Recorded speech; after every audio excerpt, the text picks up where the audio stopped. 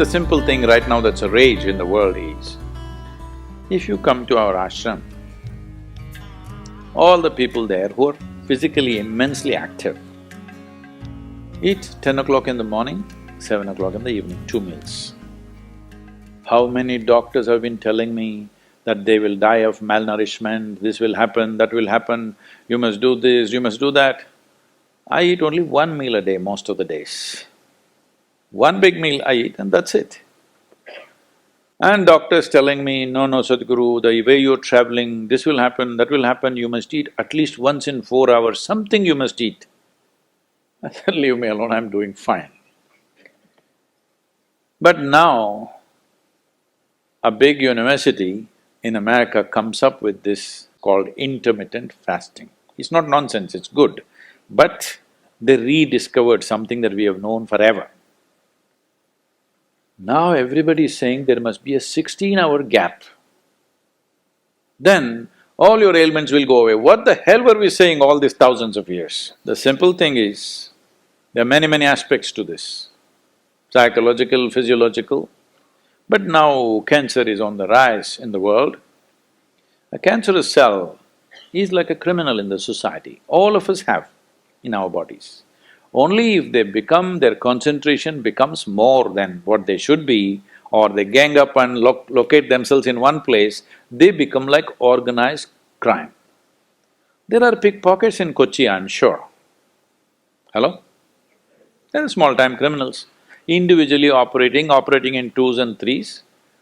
We don't take it very seriously, we leave it because it happens. But suppose all 100 of them got organized into a organized crime, now we will crack down. Because we know now it becomes a threat to the society.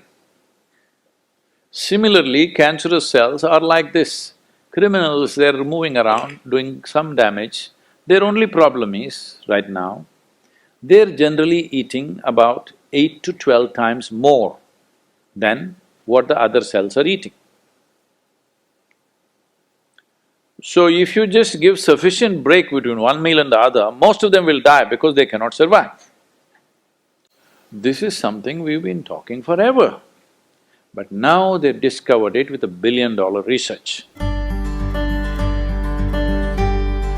And I've seen hundreds and thousands of people who just become healthy and well simply because they're not fueling up all the time when the tank is filling.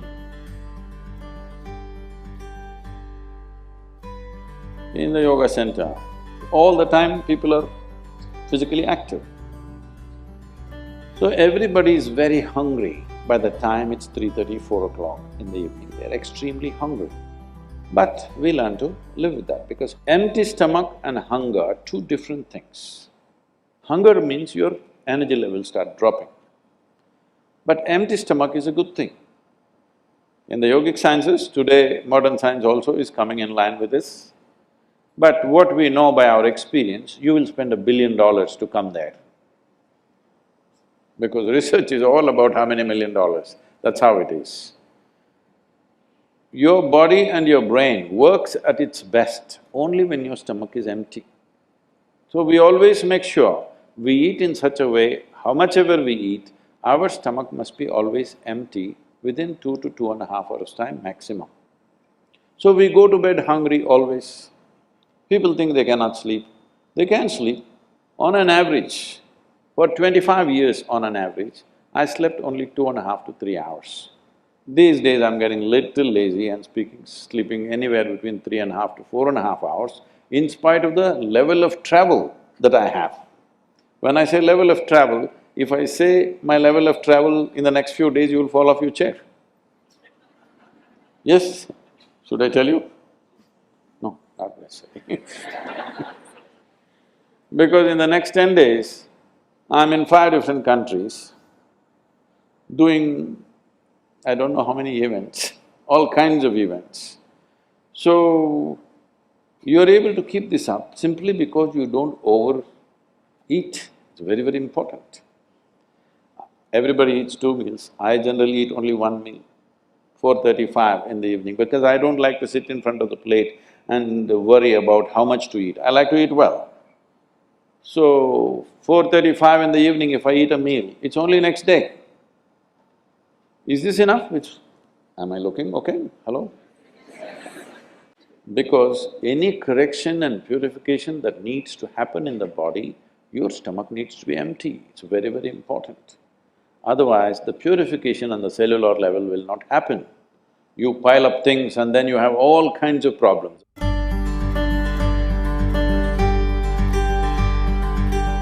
When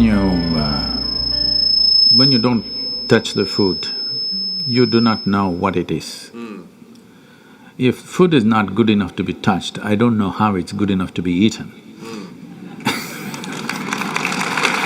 So we should not have listened to our mothers and we should eat with our fingers because touching our food helps us stay in contact with it.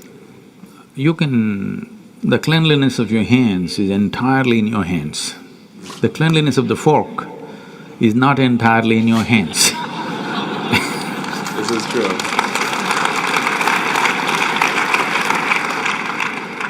And nobody else but you have used these hands. So, there is an assurance as to how clean or not clean it is right now. The fork, you do not know who's used it, how they've used it, for what they used it. And all they have to do is wipe it with a tissue and give it to you and it looks pretty clean. Above all, you don't feel the food.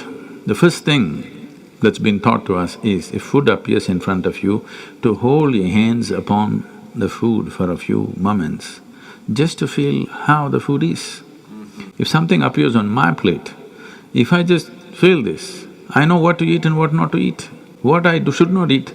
I don't taste it and then reject it, I just don't eat. Because my hands are the first level, not tasting in the sense the tongue tastes, but knowing the food. First thing is knowing the food. You want to know a person, you guys go and shake their hands. I'm usually avoiding that, but That's a good strategy. But the food that's going to become a part of you, first thing is your hands. Even if you physically don't touch it, just being conscious and being there, it clearly tells you how the food will behave within you. Whether this particular food on this particular day, should it go into you or not, because every day your body is not the same thing. Every day, every moment it's different. If you feel the food, you just know whether this food has to go into you on this day or not. If that much awareness is brought in, we don't have to go on telling people what they should eat. Every meal they must decide what they should eat in that meal. There is no one prescription that this is what you should eat for your life. That will feel too claustrophobic, that only this I can eat.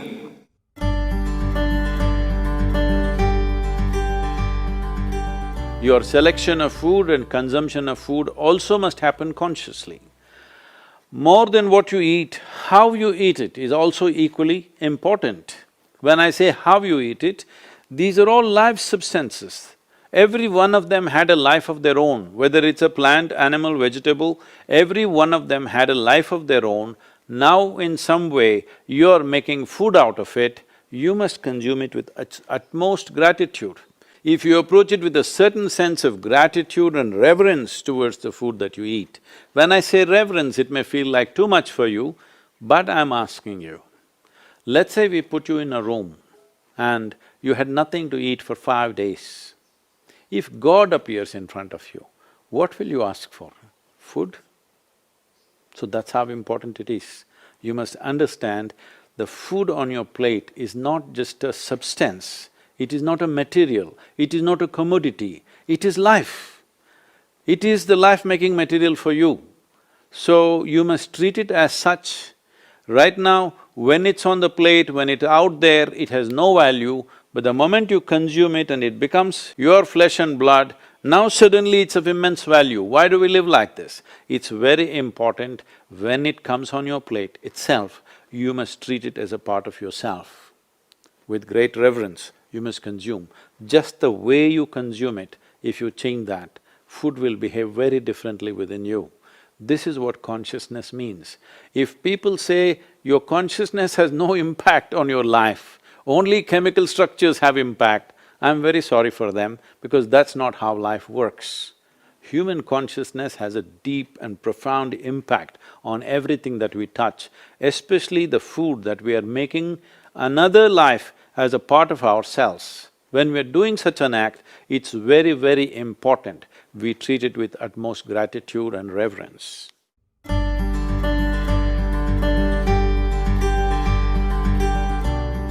I want to tell you, there is no such thing as good habit and bad habit. Habit means you are functioning unconsciously. If you're functioning unconsciously, that's a bad thing because the whole thing about being human is we are capable of doing things consciously. That is the beauty of being human, that we can do everything consciously. What an animal does unconsciously, we can do the same thing consciously. We can eat unconsciously or we can eat consciously. We can breathe unconsciously or we can breathe consciously. Everything that we can do it consciously. The moment we do something consciously, suddenly that human being looks very refined and wonderful. Just because somebody walks and speaks consciously, doesn't he become a beautiful human being? Yes or no? That's all. So why is it that we are trying to develop habits as if there's a good thing? Habit means fixed realities, where you don't have to think. You get up in the morning and it'll happen to you. No, don't try to automize your life. That is not efficiency, that is the efficiency of the machine. This one is supposed to function intelligently and consciously. Nobody is expecting it to function like a machine. So, about food and stuff, food must be suitable for the body that we eat for. It is for the body. This is a building material for this body, the food that you're eating. What is the appropriate food? Unfortunately, is all messed up right now. Traditionally, we ate very sensibly in this country, but these 1,000 years of innovations have brought other kinds of food cultures, and today the national diet is pizza or pasta. What is it? Which is one? I don't know. Both were competing. So, we are losing our sense about food. It's definitely time to look at what is the most suitable thing. If I go into that food, it's a very long process, but you must experiment with food, not just by the tongue, but by the body. You eat something today and see, just learn to observe how agile and how active your body feels after eating this food. If it feels like it wants to go to the grave, that's not good food. If it feels like it wants to be alive after eating this, except coffee, because that's a stimulant. If you eat food and your body feels very agile and alive, that means it's good food, body is liking it. If you eat something, it feels dull, that means it's not liking it, it's having difficulty with it, that's why it feels dull. So just on this basis, there's a much… this is a very simplistic way of putting it.